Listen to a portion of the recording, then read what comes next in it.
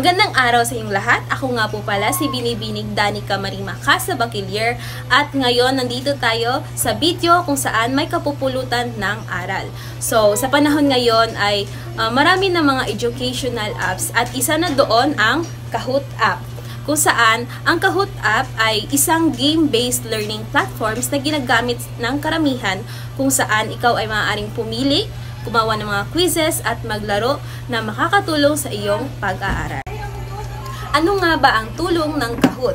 Ang Kahoot ay pwedeng gamitin sa kahit anong asignatura, kahit anong edad at sa kahit anong devices. Maaari mo rin siyang gamitin kahit hindi ka naka-register. Ang kailangan lamang ay meron kang link or code para makapasok ka sa laro.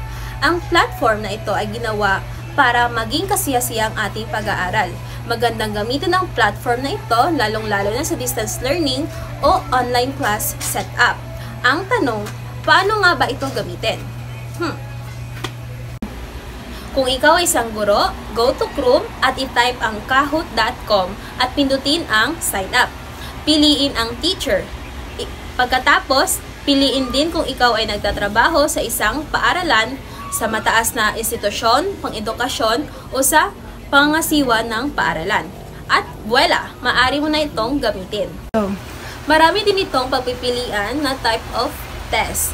Ito ay quiz, true or false, type answer, puzzle, quiz and audio, slider, and pin answer.